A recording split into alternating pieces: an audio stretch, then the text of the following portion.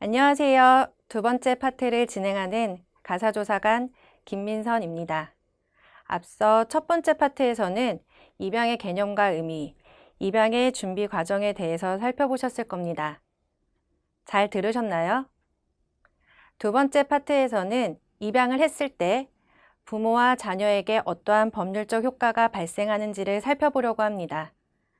특히 미성년자 입양과 친양자 입양의 차이를 알고 법률적 이해를 바탕으로 우리 가정에 맞는 청구를 한 것인지 점검하는 시간이 되시기 바랍니다. 성분 변경, 미성년자 입양, 친양자 입양 중 여러분들은 어떤 청구를 하셨나요? 성분 변경 제도는 자녀의 복리를 위해서 성과 본의 변경을 필요로 할 경우 법원의 허가를 받아 변경할 수 있는 제도입니다. 성분 변경은 부모-자녀 관계를 형성하는 것이 아니라 자녀의 성을, 본을 변경하는 것으로 성분 변경을 한다고 해서 자녀와 부모 간의 신분 관계가 바뀌는 것은 아닙니다. 법률적으로 부모-자녀 관계를 형성하는 것은 입양 제도를 통해서 가능합니다. 미성년자 입양의 경우에는 민법에서 말하는 일반 입양과 같은 의미이며 친양자 입양은 변화하는 가족 현실을 반영하고 보완하기 위해서 2005년도 민법 개정으로 새롭게 도입된 제도입니다. 친양자 입양은 법적으로 뿐만 아니라 실제 생활에 있어서도 우리 입양 자녀가 양부모의 친자녀와 다름없는 신분 관계가 형성되게 됩니다. 따라서 성분 변경 절차를 거칠 필요가 없고 친부모를 포함한 입양 전 가족들과의 관계가 종료되는 등 강력한 입양 제도라고 볼 수 있습니다. 우리 아이를 위한 최선의 선택이 무엇일지 좀 더 구체적으로 살펴보도록 하겠습니다. 재혼 가정의 자녀가 양부와 성이 달라서 또는 형제 간의 성이 다른 문제로 사회생활에 어려움을 겪거나 서류 제출 등의 불편함 때문에 입양을 고려하셨다면 성분 변경만으로도 충분할 수 있습니다. 앞서 설명드린 바와 같이 입양은 부모-자녀 관계를 형성하는 것이기 때문에 입양을 하는 순간 내가 낳은 자녀와 동일하게 부모로서의 의무와 책임이 따른다는 점을 꼭 기억하셔야 합니다. 또한 가족이 되는 것은 일반 입양으로도 충분히 가능하기 때문에 굳이 친생 부모와의 관계까지 단절할 필요가 없을 수도 있습니다. 일반 입양, 즉 미성년자 입양을 할 것인지 친양자 입양을 할 것인지는 아이와 양부모, 그리고 친부모와의 관계를 고려해서 신중하게 결정해야 합니다. 그럼 지금부터는 미성년자 입양에 대해서 좀 더 구체적으로 알아보겠습니다. 미성년자 입양은 19세 미만의 미성년자를 입양하는 것으로 입양한 사람과 아이 사이에 부모-자녀 관계가 형성됩니다. 양부모에게 친권이 부여되고 가족관계등록부상에 양부모가 부모로 기재되며 양부모와 자녀 사이에 부양과 상속관계가 발생합니다. 입양 자녀가 종래의 친족관계도 유지가 되는데요. 예를 들어 입양 자녀가 친부모와도 그리고 양부모와도 상속관계가 유지된다고 볼 수 있습니다. 그렇기 때문에 친부모의 성을 그대로 사용하게 됩니다.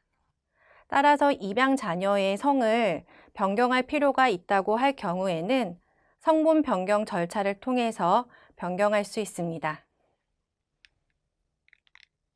네, 그렇다면 친양자 입양은 어떻게 다를지 이어서 살펴보겠습니다. 친양자 입양의 가장 큰 특징은 친부모와의 친족 관계가 소멸된다는 점입니다. 따라서 아이와 친부모와의 상속, 부양 관계 등 법적 책임과 의무가 사라지게 됩니다. 즉, 친양자 입양은 입양한 사람과의 사이에서만 친부모, 자녀 관계가 존재하게 되고 입양을 하게 될 경우 친자식과 같은 효력이 발생하기 때문에 친양자 입양이 허가되면 당연히 입양 자녀의 성도, 양부의 성으로 바뀌게 됩니다. 미성년자 입양과 친양자 입양의 공통점과 차이점에 대해서 다시 한번 정리해 보겠습니다.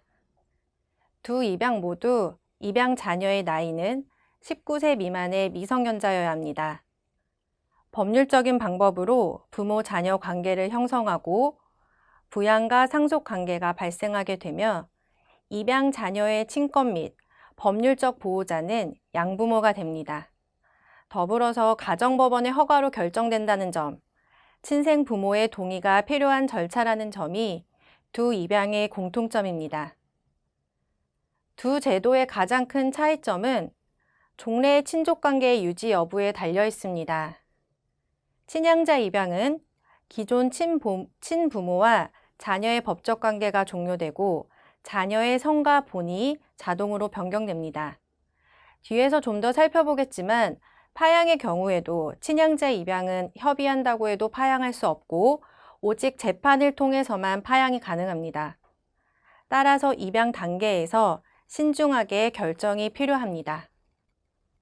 이어서 살펴보면 친양자 입양은 혼인한 지 3년 이상인 부부가 공동으로 입양할 수 있으며 미혼자 입양은 불가합니다. 배우자의 자녀를 입양하는 경우에는 그 혼인 기간이 단축될 수 있습니다. 법적 효력의 시점과 관련하여 친양자 입양은 허가 즉시 효력이 발생하는 반면에 미성년자 입양은 허가를 받았더라도 신고 시점부터 그 효력이 발생한다는 점에서 차이가 또 있습니다. 지금까지 미성년자 입양, 친양자 입양의 공통점과 차이점에 대해서 살펴봤습니다. 이러한 차이점과 공통점을 명확하게 이해하고 혹시 친양자 입양까지는 신청할 필요가 없다고 확인된다면 청구 취지 변경을 통해서 미성년자 입양 허가 절차로 진행이 가능합니다. 설명만으로는 어떤 것이 실제로 달라지는지 감이 잘 오지 않으실 수 있습니다. 지금부터는 가족관계 증명서 상에서 달라지는 부분이 무엇인지 증명서를 보면서 살펴보도록 하겠습니다. 먼저 자녀 입장에서 가족관계 증명서를 살펴보면 김 자녀의 가족관계 증명서입니다. 김 자녀가 미성년자 입양 허가를 받으면 가족관계 증명서의 가족사항란의 부란이 김 친부에서 이 양부로 바뀌게 됩니다. 이때 김 자녀가 양부와 성이 달라서 불편함을 느낀다면 성본 변경 절차를 통해 김 자녀에서 이 자녀로 양부와 같은 성으로 바꿀 수 있습니다. 같은 김 자녀라는 아이에 대해서 이번에는 친양자 입양 허가를 받는 경우를 살펴보겠습니다. 앞서 설명드린 것과 같이 가족 사항의 부란이 김 친부에서 이 양부로 바뀌고 성도 양부의 성에 맞추어 이 자녀로 성이 변경되는 것을 볼 수 있습니다. 이번에는 양부모의 가족관계 증명서 상에서 어떤 변동사항이 있을지 살펴보겠습니다. 양부모가 되고자 하는 이 양부가 미성년자 입양 절차로 김 자녀를 입양하게 되면 자녀로 원래 있던 이 동생 위에 김 자녀가 기재가 됩니다. 이때 자녀의 성을 바꾸는 게 필요하다면 성본 변경 절차로 김 자녀는 이 자녀로 성을 바꿀 수 있습니다. 마찬가지로 친양자 입양 절차를 통해 입양한다면 자녀란에 김 자녀가 아닌 이 자녀가 등재가 됩니다. 이번에는 이어서 입양관계 증명서를 살펴보겠습니다. 가족관계 증명서와 달리 입양관계 증명서에는 미성년자 입양이든 친양자 입양이든 친부모와 양부모에 대한 내용이 모두 기재되어 있습니다. 친양자 입양관계 증명서의 경우 다른 증명서와 다르게 가족, 그리고 본인에게도 발급이 제한되는데요. 입양 자녀가 성인이 되어야 하고 법률관계 또는 상속관계 등의 사유로 필요한 경우에 제한적으로 발급이 가능합니다. 마지막으로 파양에 대해서 살펴보겠습니다. 파양이란 입양 자녀와 양부모와의 관계를 해소하는 것을 말합니다. 파양에는 두 가지의 방법이 있는데요. 당사자들의 협의에 의한 파양과 재판을 통한 파양의 방법이 있습니다. 미성년자 입양의 경우 협의상 파양이 인정될 수 있지만 친양자 입양의 경우에는 파양 사유를 엄격히 제한하여 재판상 파양만 가능합니다. 이어서 친양자 파양 사유를 살펴보겠습니다. 민법 제908조 5항에 나와 있는 내용인데요. 양부모가 입양 자녀를 학대 또는 유기하거나 입양 자녀의 복리를 현저히 해친 경우, 양부모가 입양 자녀로부터 심히 부당한 대우를 받은 경우, 그 밖에 부모 자녀 관계를 계속하기 어려운 중대한 사유가 있는 경우에 파양 사유가 해당이 됩니다. 입양과 파양에 대한 이해를 돕기 위해 판례 하나를 소개해 보려고 합니다. 재혼 가정에서 배우자의 자녀를 친양자로 입양하고 이혼 소송 과정에서 입양 자녀에 대해 파양을 청구한 내용입니다. 이 사건에 대해 법원에서는 재혼한 부인과 이혼하게 됐으니 친양자로 입양한 재혼 부인의 자녀를 파양해달라는 김 씨의 청구를 기각했습니다.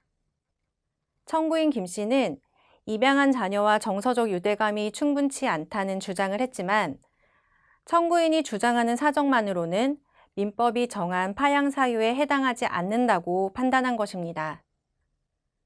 설명드린 바와 같이 법적으로 재혼 부부가 이혼한다고 해서 자연히 입양 관계가 해소되는 게 아닙니다. 특히 친양자 입양 제도는 친족 관계에 중대한 변동을 가져오기 때문에 일반 입양에 비해 인정 요건부터 파양 요건까지 엄격하게 규정돼 있을 뿐만 아니라 친양자의 복리라는 제도의 취지상 그 요건들을 제한적으로 해석할 필요가 있습니다.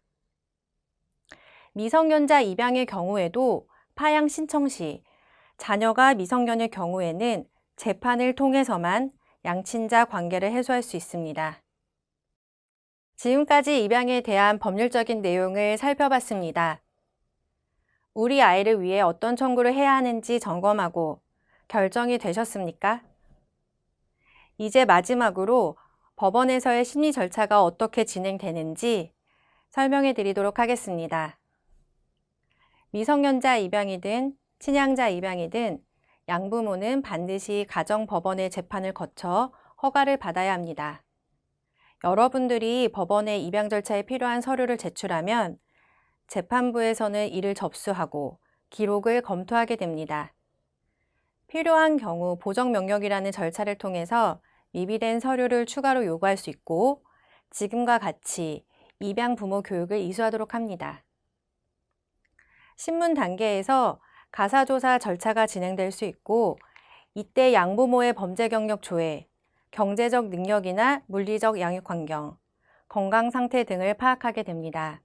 특히 재혼 가정일 경우에는 부부의 혼인 관계가 얼마나 안정적인지를 살펴보게 됩니다. 친부 또는 친모의 의견 청취 과정도 진행이 되는데 입양은 허가 요건으로서 친생 부모의 동의가 필요하므로 친가 또는 외가와의 관계 단절을 목적으로 하는 입양은 바람직하지 않다고 하겠습니다. 친양자가 될 자녀가 13세 이상인 경우에는 법정 대리인의 동의를 받아 자녀도 입양을 승낙해야 하고 13세 미만인 경우에는 법정 대리인이 이를 가름하여 입양을 승낙해야 합니다. 따라서 자녀에게 알리지 않고 본 절차를 비밀리에 진행하는 것도 바람직하지 않습니다. 친부모와 자녀의 동의나 승낙이 모두 있다고 해도 반드시 가정법원이 입양을 허가하는 것은 아닙니다. 입양의 허가 여부는 신문 결과와 현재 가족관계의 특성, 준비 상태에 따라 달라질 수 있습니다. 가정법원은 양부모가 될 사람, 양자가 될 아이, 친부모, 그리고 그 밖의 친척 등 여러 사람과의 관계와 형편을 두루 살펴보고 입양하는 것이 그 아이의 복리에 적합하다고 인정할 때 입양을 허가하게 됩니다. 그렇게 심리와 조사를 진행하여 입양이 아이의 복리에 적당하지 않다고 판단되는 경우에는 가정법원이 입양을 허가하지 않을 수 있습니다. 자, 이제 우리가 이 강에서 들어야 할 모든 내용을 마쳤습니다. 입양 허가 여부와 관계없이 부모와 자녀 관계는 계속됩니다. 법률적인 문제를 떠나 친부모는 자녀의 뿌리이자 근원입니다. 친부모의 존재를 인정하는 가운데 우리 자녀가 양부모와 친부모, 입양 3자의 조화 속에서 성장하는 것이 자녀에게 최선이라는 점을 기억하시면 좋겠습니다. 지금까지 입양 가정을 위한 자녀 양육 안내 교육 영상을 시청해 주셔서 감사합니다.